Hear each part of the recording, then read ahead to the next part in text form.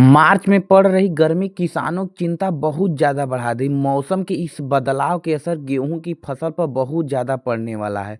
उत्पादन में 25 से 30% की कमी आने वाली है। उम्मीद यह जता रहा है कि गेहूं की आकार भी बहुत पतला हो जाएगा। रबी की फसल में गेहूं की फसल सबसे अधिक प्रभावित होने वाली है।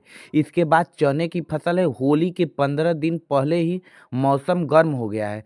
तापमान सामान्य से काफ़ी ऊपर पहुंच गया है, जिसे रबी की फसल बर्दाश्त नहीं कर पा रहा है। गर्मी के कारण फसलें में पकने में प्रक्रिया शुरू हो गई है। बताया गया है कि तापमान बढ़ने के कारण गेहूं की फसल भी मुरझा सकती है।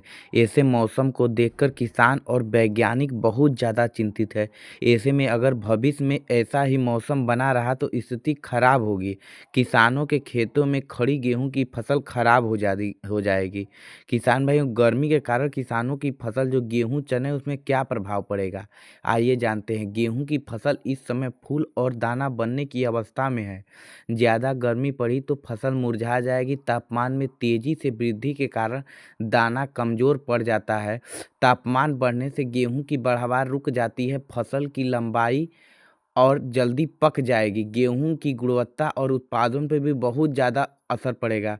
कुछ-कुछ जो मीडिया का हम रिपोर्ट भी सुन रहे हैं, उसके आधार पर आपको बता रहे हैं कि गेहूँ की फसल पर तापमान में वृद्धि के प्रभाव के लिए सरकार ने एक निगरानी की समिति की गठित की है।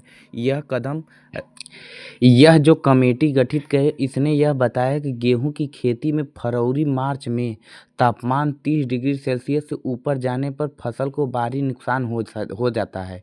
इससे दाने की पैदावार रुक कर वह समय से पहले सिकुड़कर हल्के रह जाती हैं, जिससे पैदावार में 25 से 30% तक कमी आ सकती है। गुणवत्ता खराब हो जाती है और इस उच्च तापमान में बालियाँ छोटी रह जाती हैं, फसल जल्दी पककर मुरझा जाती है और दाना का जो भराव की प्रक्रिया वो रुक जाती है।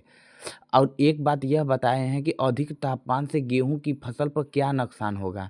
दाने का सिकुड़न हो जाएगा और समय से पहले पक जाएगा और जो फोटोसिंथेसिस होता है उसकी कमी हो जाएगी। ये फोटोसिंथेसिस हम आपको बताते हैं, जो उच्च तापमान 40 डिग्री सेल्सियस से अधिक प्रकाश संश्लेषण की प्रक्रिया को बाधित करता है, जिससे पौधे की पत्तियों में क्लोरोफिल कम हो जाता है और वे जल्दी सूखने लगती है।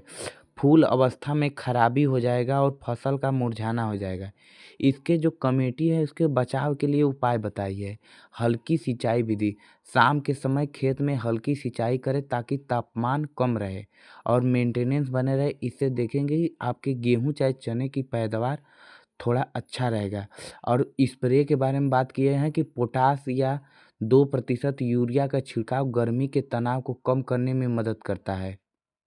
किसान भाइयों, अगर इस विधि से आप गेहूँ की सिंचाई करते हैं या गेहूँ की रख-रखाव करते हैं, तो आप देखेंगे कि आपका गेहूँ बढ़ रहे टेम्परेचर में भी बहुत अच्छा होगा किसान भाई।